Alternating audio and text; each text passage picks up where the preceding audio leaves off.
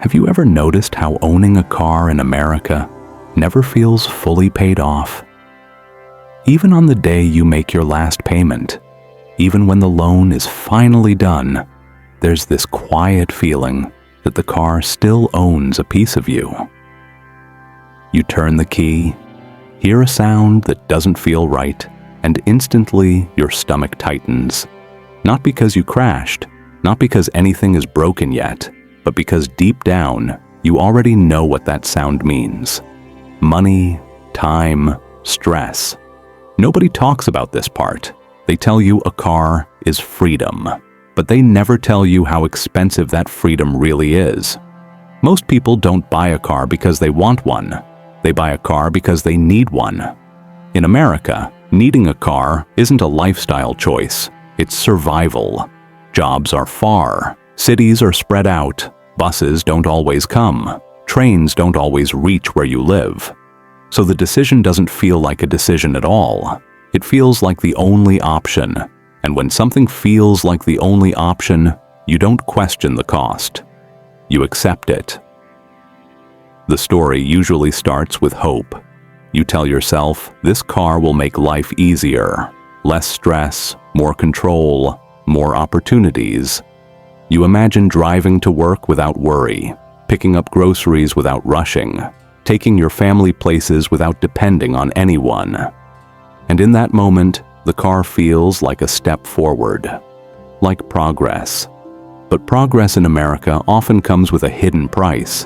When you sit down to buy a car, nobody starts with the total cost. They start with the monthly payment. Because that's the number that feels real. That's the number that decides whether you say yes or no.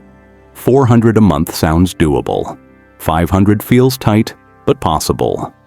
And before you know it, the conversation is no longer about whether the car is worth it.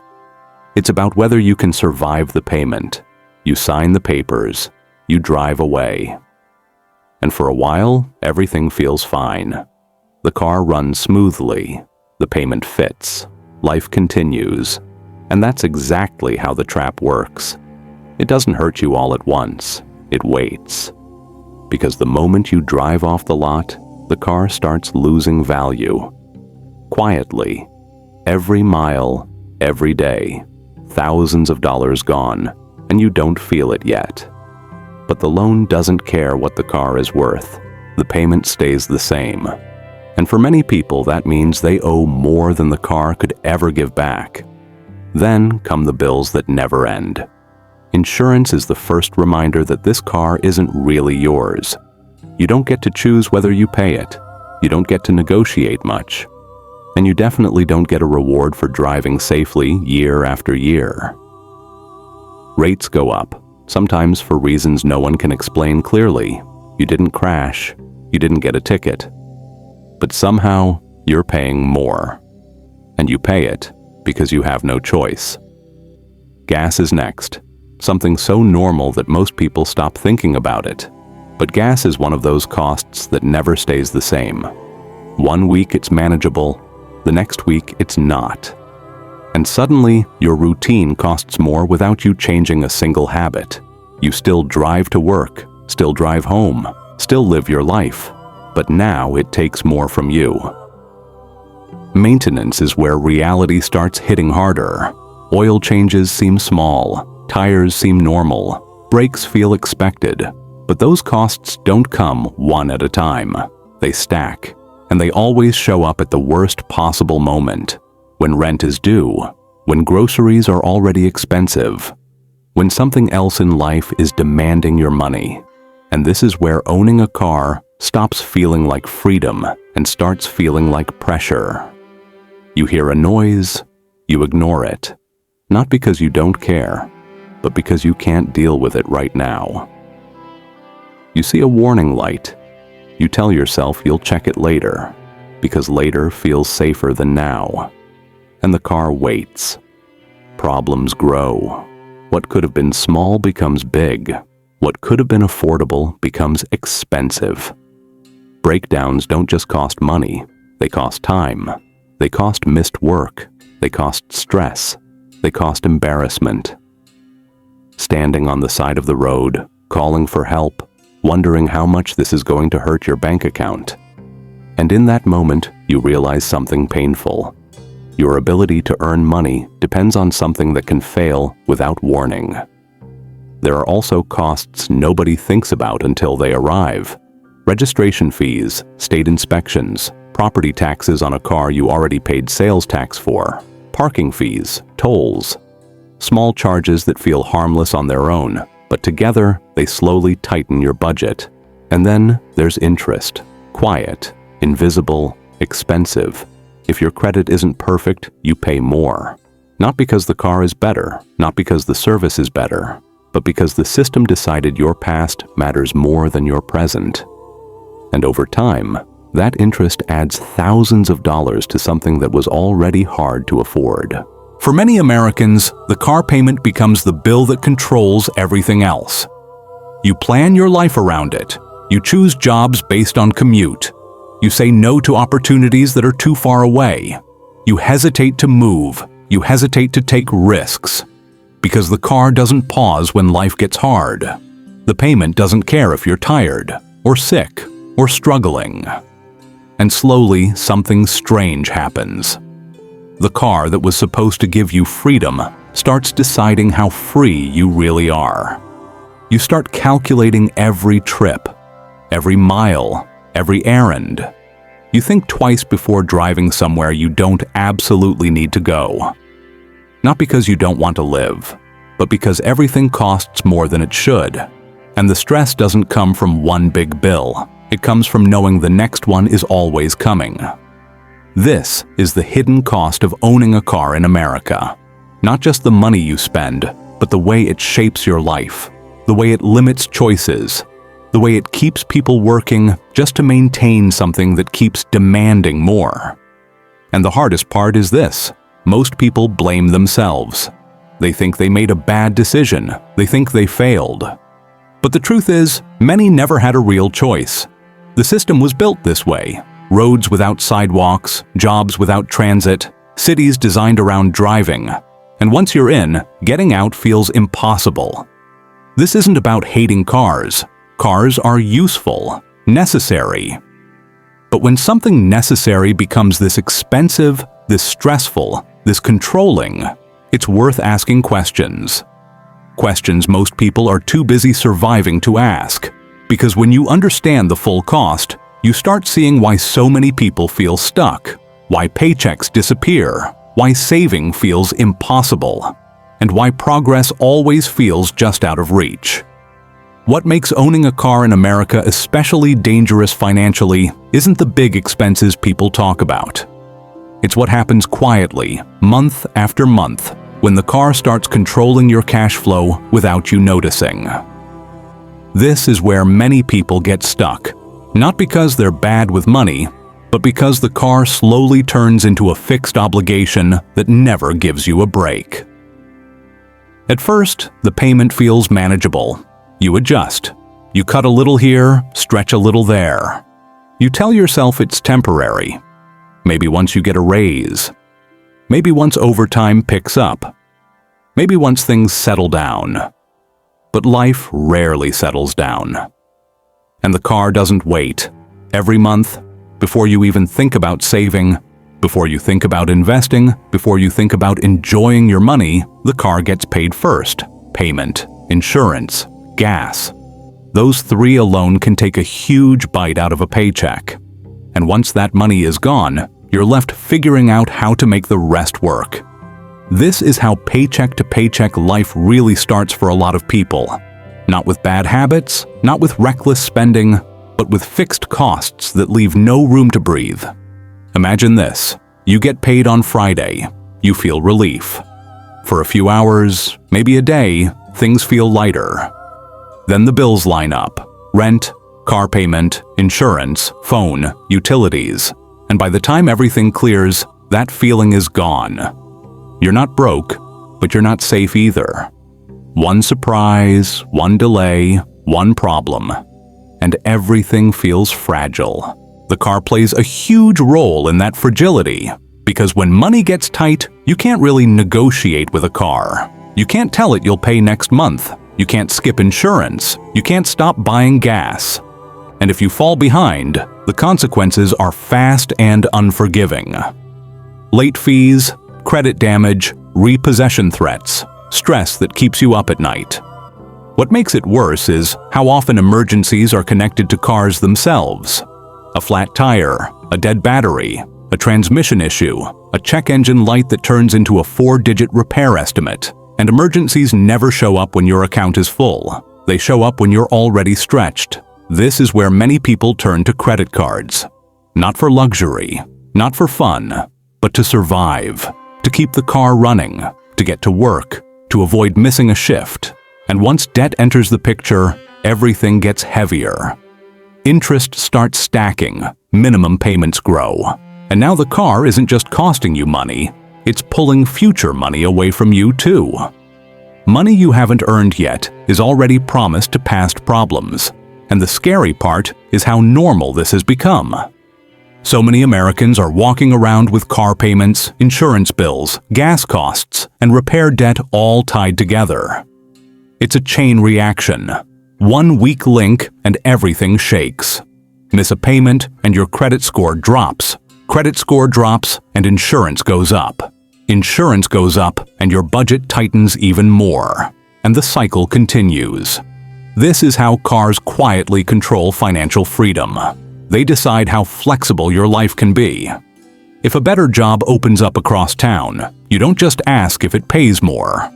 You ask how far it is, how much gas it will take, how much wear it will add. If rent is cheaper in another area, you don't just compare prices.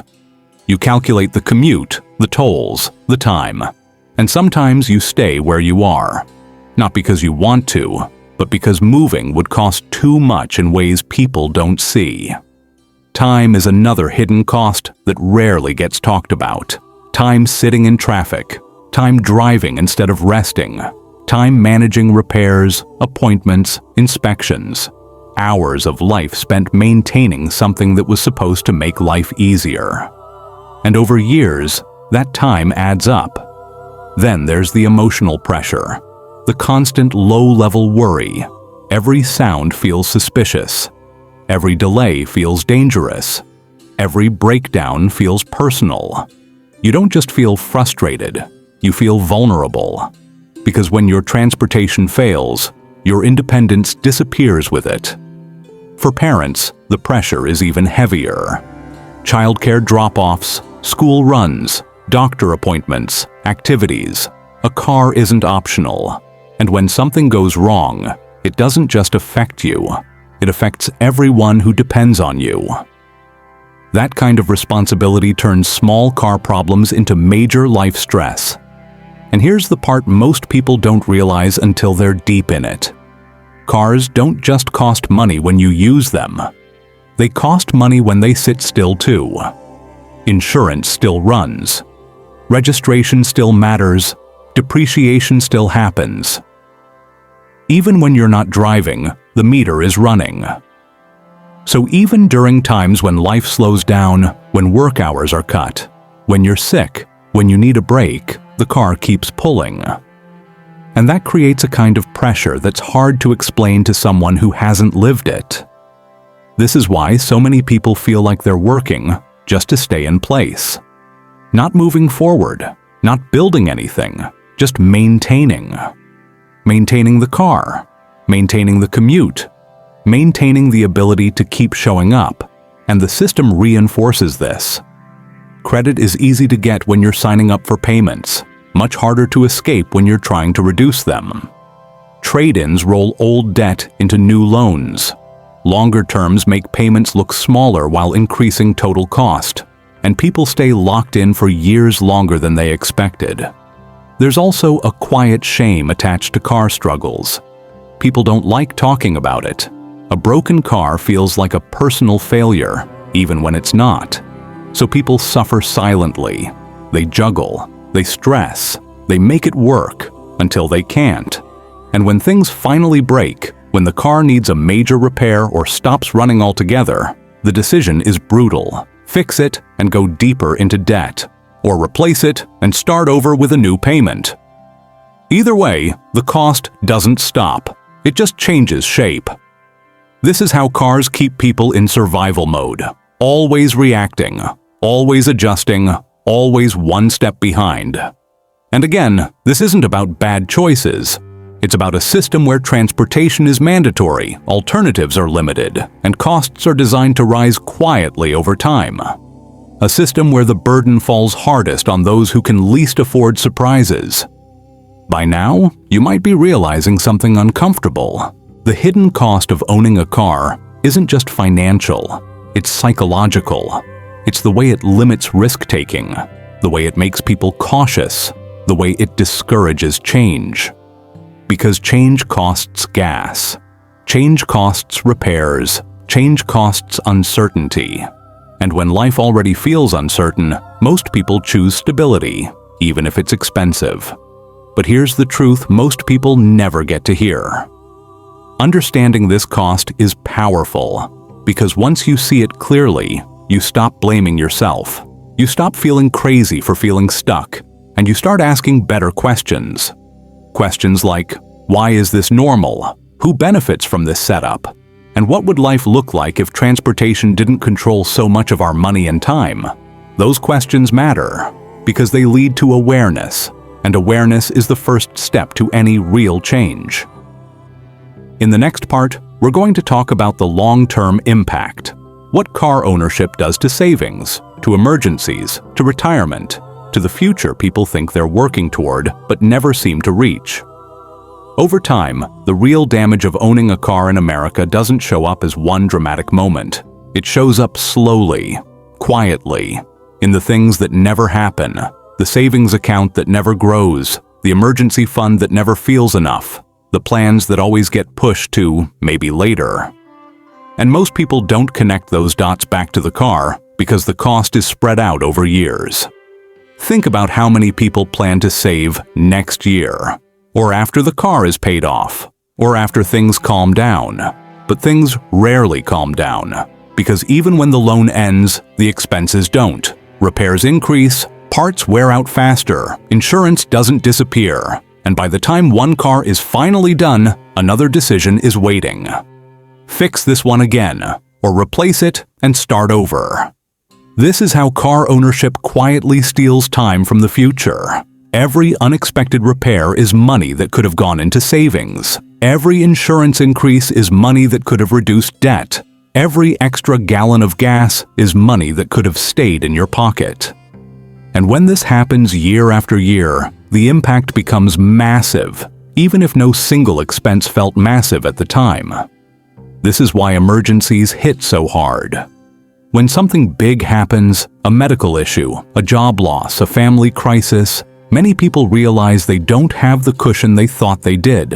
And it's not because they weren't trying. It's because so much of their income was already committed. Already spoken for. Already locked into keeping life running. Cars play a huge role in that commitment. For many families, the car is the reason emergency savings never quite feel safe. Because no matter how much you save, you know one breakdown could wipe it out. One major repair, one accident, one insurance problem, and that knowledge changes behavior.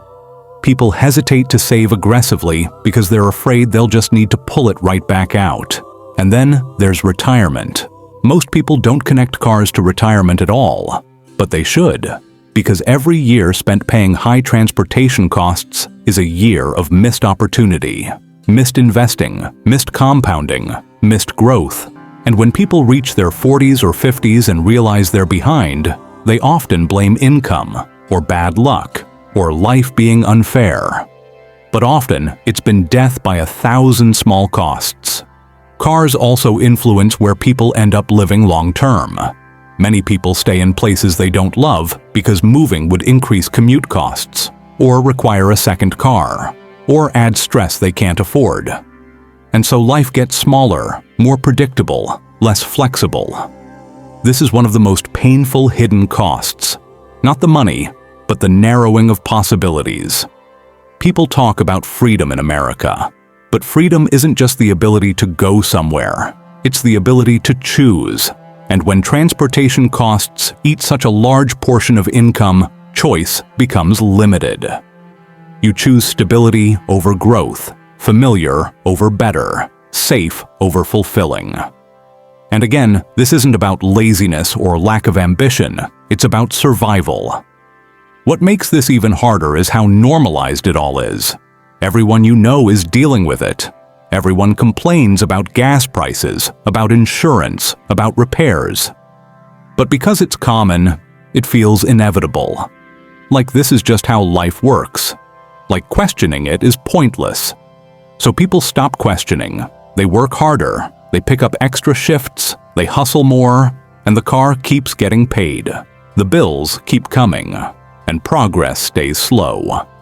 Another long-term cost people don't talk about is stress, chronic stress, the kind that doesn't explode but hums in the background, the kind that affects sleep, relationships, health, mood, always worrying about the next bill, the next noise, the next surprise. Stress like that changes people. It makes them more cautious, less patient, more tired, and over years, that exhaustion adds up. People burn out, not because they don't want more from life, but because maintaining the basics already takes everything they have. Cars also shape how kids grow up. Parents pass down the idea that this is just how adulthood works. You drive, you pay, you struggle, you manage. And the cycle repeats. Not because anyone wants it to, but because alternatives feel unrealistic. And yet when you zoom out, you start to see something important. This isn't an individual failure, it's a structural issue. A system designed around cars, financed through debt, maintained through constant spending, and normalized through culture. Understanding that changes how you see yourself. It explains why so many hardworking people feel stuck. Why effort doesn't always translate into progress. Why the American dream feels heavier than expected. And here's the most important part of this entire conversation. Awareness matters. When people finally understand the true cost of owning a car, they stop blaming themselves. They stop feeling ashamed for struggling. And they start having honest conversations. Conversations about priorities, about trade-offs, about what really matters. Some people start making small changes, driving less, planning trips better, delaying upgrades, building repair funds, choosing practicality over image. Not because it's trendy, but because it protects their future. Others start questioning bigger things, where they live, how close work is, whether one car instead of two is possible, whether remote work changes everything. These aren't easy questions, but they're powerful ones. Because the goal isn't to shame car owners, the goal is to tell the truth. The truth is, owning a car in America comes with costs most people are never fully prepared for. Not because they're careless, but because the system doesn't want them to think too deeply about it. It wants payments to feel normal. It wants stress to feel personal. It wants people too busy surviving to ask why. But once you see the full picture, you can't unsee it. You start noticing how much of your life revolves around keeping a machine running, how many decisions trace back to it, how much mental space it takes. And you start realizing that feeling overwhelmed doesn't mean you're failing. It means you're carrying more than most people admit. If you've ever felt like no matter how hard you work, money still disappears. If you've ever felt anxious every time your car made a strange sound. If you've ever delayed a dream because transportation made it feel too risky. You're not alone. Millions of people are living the same reality. Quietly, without talking about it, without realizing there's a bigger story behind it. And this is why conversations like this matter. Because when people start sharing their experiences, the shame loses power. When people comment, relate, and speak honestly, others realize they're not crazy, they're not weak, they're navigating a system that's harder than it looks. So here's what I want you to do. If anything in this video felt familiar, if you've lived this, or if you're living it right now, Leave a comment. Tell your story. Even one sentence, because someone else reading it will feel seen for the first time. And if you know someone who's struggling, someone who's always stressed about money, someone who thinks they're alone in this, share this video with them. Not to scare them, not to judge them, but to let them know the truth they were never told. The hidden cost of owning a car isn't just money, it's silence. And silence is what keeps people stuck. The moment we talk about it, things start to change.